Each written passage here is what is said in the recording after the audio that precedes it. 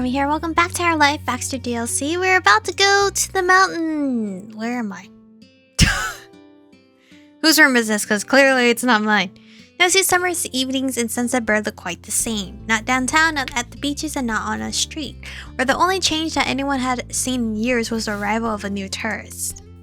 Though you hadn't seen any stars in the sky, you knew the day was almost over from the sound of chirping crickets. Shadows of swaying branches were stretching across the grass. Well, probably. You hadn't gotten a chance to experience the sunset before you got pulled into the whatever this was while trying to clarify your plans for tomorrow with Baxter.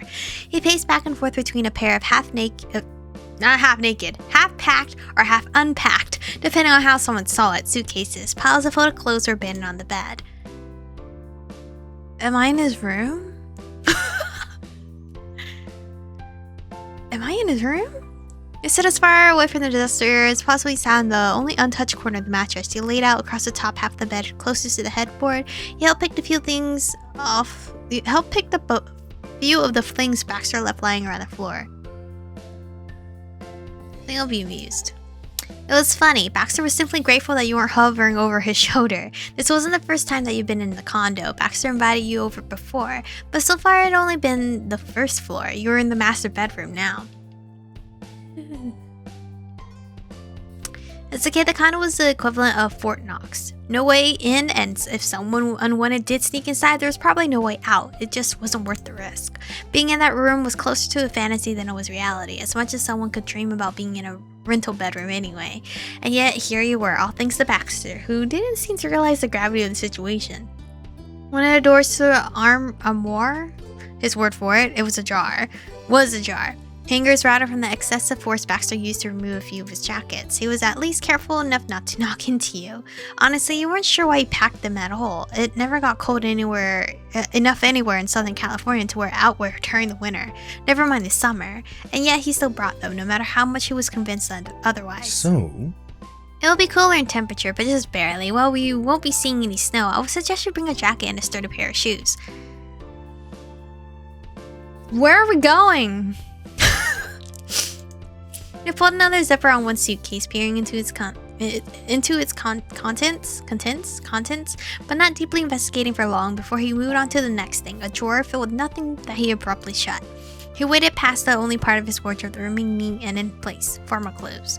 The suit he wore to the interactive play was perfectly arranged for use at any minute, in case there was another recall emergency. Baxter hesitated before leaving that be, his fingers grazed the top of the comforter as he passed. He wove through an increasingly intricate disaster area to look for something else that he hadn't made clear to you. It seemed that up until now, Baxter had been living out of his suitcases, which would ordinarily strike you as a problem, until he said he needed at least one of them to be empty. If only so that he could relocate his things from one to another. He was certain that he'd need more than an afternoon to pack before you arrived. But there are some things in the world that's not even the likes of Baxter Ward could handle with grace and composure. Mornings were one. Personal organization was another. I apologize. So you don't like the mornings and you're not organized. He stopped in place. The corners of his eyes softened as he turned to you, brows knit together even as he busied his hands with folding a pair of pants, only to immediately throw it in the suitcase. I realize this can't be terribly entertaining. I'm fine. You look so cute like that. It's okay. Just seeing you in your natural habitat. It was always nice talking to Baxter, but honestly, it was also a little bit of a relief to not have to try to keep up with him the whole time. It left you with more time to think. That is one of your charm points. In for a penny, in for a pound. He chuckled, shaking his head with a quiet amusement. Content with your reply, he went back to unconsciously constructing a labyrinth of his possessions. You wonder how he fit everything into 2 suitcases to begin with. This entire situation made about as much sense as anything else around him, which was to say that maybe a quarter of it followed a linear train of thought. The rest left much to be desired. Baxter had a tendency to work through things in a sort of circuitous sense, his own logic that he used to explain things as a matter of fact. So much so that you couldn't help but just take him on his word, even if the details only made themselves clearer later. What was happening now was even more convoluted than normal. The first point, Baxter was very Baxter very suddenly announced he was going on a vacation away from his vacation. A 3-day and 2-night jaunt to a mountain lodge a handful of hours away by his judgment. Plans were already underway as soon as he figured out where he was staying in California. It made sense if he was trying to get more bang for his buck for his experience in the area, but that wasn't the main reason. The second point, it was a family tradition happening without his family. He and his parents always went to the Rockies in the summer, except this time he was staying in California. Baxter decided to make a trip out to the mountains here regardless, and that was also fine, except he wasn't prepared for the trip at all. You would have thought that someone else planned when and where it happened, with the way he was rushing around the condo trying to pack and trying to remember what to pack. And point 3, the most peculiar. He rented a second room in the lodge, despite coming here alone and to visit no one in particular. He did have some acquaintances in the state, but none of them were people he wanted to take a trip with. Audaciously, after explaining the situation, he asked you to take up the free room without missing a beat. You, a person who dated him for all half of a second. Half of it? What the fuck do you mean? We've been dating for a while. A couple's trip was the kind of thing that was more appropriate for months down the line, something to cement a relationship as steady. But apparently being together at all was plenty enough for Baxter. Listen, girlie. We're just a summer romance to him. So a summer is only 2 months. So he's packing everything in for the experience. So you better take it. It's free. The weekend was free, and your moms were able to accept the idea of you going. It was an amazing opportunity, yet you second-guessed by doing it every step of the way. Baxter insisted you weren't troubling him by coming. He'd been the one who invited you, but you were nervous about it anyway. Negotiating with your moms went better than expected. They hadn't vetoed it immediately because you were an adult, but they weren't excited about the idea. It was one thing if you're going on a trip with the usual cast of suspects, but Baxter, a guy you met basically the other day? Okay, the timeline's different here. He was polite and well-spoken. However, your moms didn't know his parents, a rule that you thought was obsolete once you were in high school, but not so when it came to overnight trips. They eventually gave their blessings when Liz took your side in the discussion. She was convinced by the fact that you'd be staying in an entirely separate room to him. Gotta ask, what was your plan if I said I couldn't go? So let me guess, there was a buy one get one deal on hotel rooms. Having a second room just because seemed like a Baxter thing to do.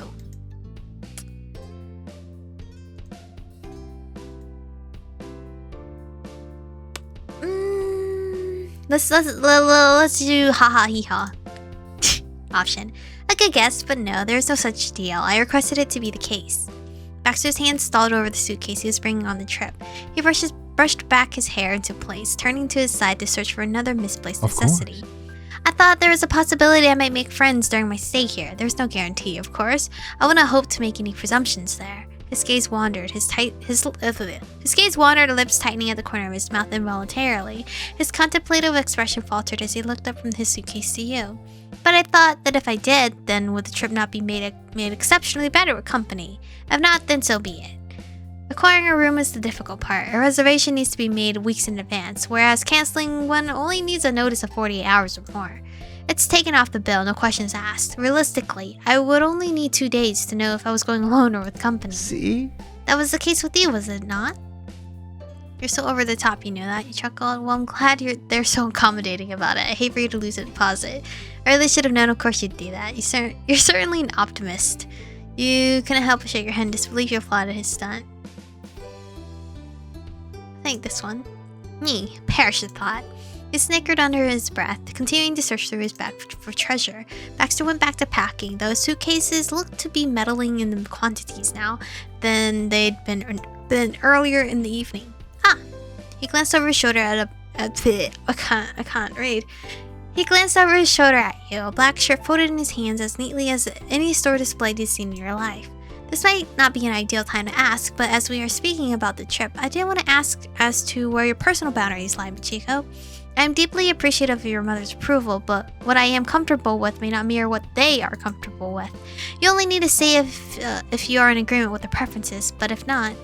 Baxter had a tendency to act a lot older than he actually was. It was times like this when he smirked entirely too mischievously that you were reminded that he was barely any older than you. That look on his face is killer, please. Well... I may forget by the time we get there. What do you mean? There was a fine line for when Baxter was joking or not, but he was serious about not enforcing any rules if you told him you weren't interested. You couldn't count on him to keep you on the straight and narrow. Moms were hoping Liz could come along too, so I wouldn't be alone. Fuck, are you serious? I'm getting like third wheeled of a sister? He didn't look surprised by his suggestion, apparently aware of how it must have and certainly did come off to your parents to invite their youngest on an overnight trip. But she argued I wasn't going out of state, and I'm not still a kid. I just have to call Liz every day. I mean, call. She won't let me get away with texting. If I don't, she says she'll call the hotel instead and police and anyone with a phone number to report that Pepe Le Pew was on the loose. Pepe Le Pew? Not Pepe. Pepe Le Pew was on the loose. Baxter snorted, not laughed, full on snorted. He covered his mouth, quickly avoiding your gaze as he had to resist the urge to laugh harder. You didn't know whether he'd seen the original cartoons or one of the more recent uses of the character, but he definitely got the reference. I surely didn't, I'm sorry. He's so cute. I was prepared to give your sister my thanks for convincing your mother, so it appears everyone has notes on my manner of dress these days. Yeah, Mom joked that those old-fashioned black and white striped jumpsuits inmates were... What? Mom joked that those old-fashioned black and white striped jumpsuits inmates wore would match your hair, you know, if Liz did call the police on you. How clever. Is a black and white tie out of vogue, Michiko? No. Relaying the story back to him was now embarrassing, but that'd been the truth, and as funny as it was, part of you regretted sharing his vague resemblance to an aggressively forward skunk. That's what I was referencing. I'm sorry if you hear lawnmowers. I think my neighbors are mowing their lawn. Baxter chuckled as he put away another pair of pants, a number of which you'd long lost count as if he went back and forth. Your family's quite charming, and I do agree that is only fair. Try to keep in touch with them while you're away. I'll trust you care for my fate enough to do that much. For sure, I don't want them to worry. Yeah, it sucks, but I'll call them. Liz wasn't joking. You're going to keep in touch with your parents. You're not in agreement, of course you're going to call them. You really shrugged. Yeah, you nodded. Excellent. The itinerary for the trip was straightforward enough that Baxter didn't need to look at his laptop to read the details. He kept to his work on the suitcases. Check-in was until 4 p.m. at the earliest, and the drive wasn't so significant you'd be going for as long as you'd feared. So the plan was to leave at noon, find dinner somewhere in the area when you got there, and then check into the lodge in the evening. The first day would be getting there, the second would be exploring the area in earnest, then the third would be taking the morning easy before checking out at noon to head back home. Well, home for you. Vacation home from Baxter. It was perfectly reasonable according to him. He wouldn't be overextending himself to prepare on either of the big driving days, and you'd have a good amount of time in the lodge. Besides, if he drove that much early in the morning, you're pretty confident you wouldn't make it back in one piece. Upon further inspection of Baxter's own supplies, there were a few things left to pack and a few more things you needed to buy. I don't suppose we'll need any formal wear, really. But on the off chance that we might have dinner at a restaurant that necessitated that, I think it'll be okay. I think it'll be okay with that. But I'll see you tomorrow, Baxter. I gotta pack too. Good luck. As you start to make your way out of the master bedroom, his head snapped up. Oh, of course. I'll see you tomorrow, Michiko. Have a good evening. Morning came uneventfully, save the final warning from your family about how they'd deploy a full-fledged investigation team the minute that something seemed off. You agreed that you would call daily, but it didn't do much to dissuade the endless worrying. Which is fine, it's fair for them to worry. This didn't pull any punches either, at least of all after your family helped you load your things into the back of Baxter's car. Alright guys, I'm gonna go to the mountains with a stranger I just met. Because I don't know the timeline. I thought the timeline was matching up with all of our other DLC stuff, but it seems like our girlie just dated this guy literally fresh after day one. Mom Liz put you into a hug as Mom shut the trunk with a click of finality before she joined in the squeeze. Don't forget that I'm watching him, Chico. I'll come get you if you need me to. Just say the word, doesn't matter when, okay? You nodded and replied. They meant well, and that was the only reason they kept reminding you to stay safe, even though they said it at least 1,000 times since you got up this morning alone. Liz gently squeezed your shoulder, offering the relaxed smile she'd given all day. Pickle. Right. I trust Michiko to do her job, but Baxter, you'll be careful with our child, won't you? You couldn't see what their faces looked like because of the way that they held you. Because of the way that they held you. However, you could hear their apprehension in Baxter's tense laugh. I can do that. Of course, you have my word, ma'ams. A perfectly gentlemanly response from him as always. As you were afraid, Baxter made his way to the passenger's side. He opened the door for you with a sweep of his arm. Well, such a gentleman. Bye.